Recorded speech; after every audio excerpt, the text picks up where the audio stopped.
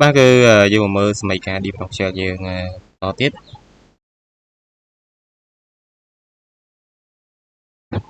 យើងមើលលំហាត់ទី1លំហាត់ទី1នេះគឺគេឲ្យយើងលំហាត់ទី1លំហាត់ទី1គឺគេឲ្យយើងដោះស្រាយសមីការនេះគឺ 7x បូក 5y dx ណាបូកឲ្យ 5x ដក 8គុណជាមួយនឹង y សគុណ3ណា dy សមីការដែលមានតម្រូងបែបនេះយើងដឹងហើយថា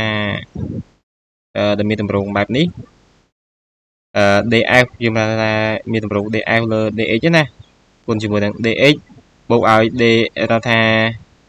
derivative f ធៀបជាមួយនឹង y dy ស្មើ0សមីការដែលមានតម្រូងបែបនេះយើងតេស្តដំបូងយើងតេស្តមើលថាយើងយក m អានេះគឺ m នេះគឺ m អានេះ m អានេះ n ណា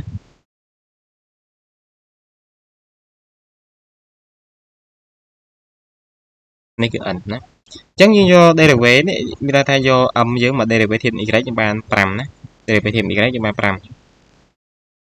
បើថា derivative y យើងដឹងថា x វាជាលេខទេ x ជាលេខយើងដឹងថា derivative លេខគឺ0 derivative នៃ 5y យើងដឹងថាបាន5ណានេះ n យក n មក derivative មកធៀបនឹង x យើងបាន5ដែរអញ្ចឹងឃើញថា5ស្មើគ្នាវា exact ណាបើសិនជាវា exact យើងបំពាក់អង្គនៃក្រានសងខាងមកយើងបានគេយើងគណនាអង្គក្រានធៀបនេះបើថាយើងគណនាអង្គនៃក្រានសងខាងធៀបជាមួយនឹង x ណាអានេះគឺយើងធៀបជាមួយនឹង x និយាយថា dx ចឹងអង្គក្រានធៀបនឹង x នេះ dy ខ្ញុំមើលថាអង្គក្រានធៀប y អញ្ចឹងយើងបាននេះយើងបានអង្គក្រានពាក្យអង្គក្រានសងខាងមកបានជា 7x ការ៉េណាលើ2បូក 5yx បូកឲ្យ zy មើលថាអង្គឥន្ទ្រាលគេថាអង្គឥន្ទ្រាលធៀប x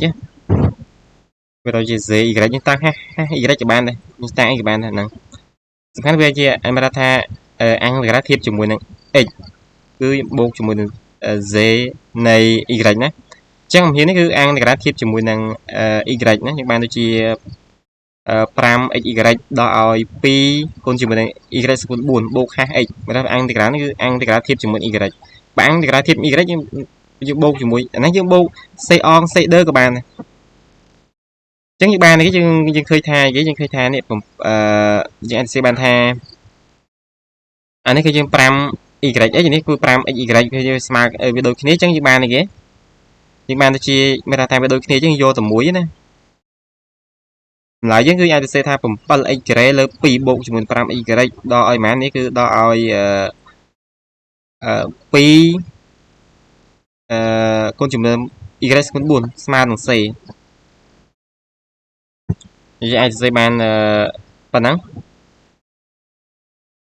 តែប៉ុន្តែនេះគឺបូកទេនេះ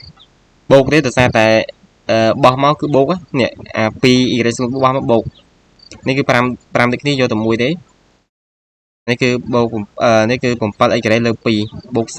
នេះប៉ុន្តែនេះ c នេះវាស្មើជា c នេះគឺអា c នេះវាស្មើនឹង h x វាស្មើ h ដល់ z c នេះវាស្មើ h ដល់ z ណាអា c ស្មើ h ដល់ c ចា៎នេះគឺជាចម្លើយនៃសមីការ differential របស់យើង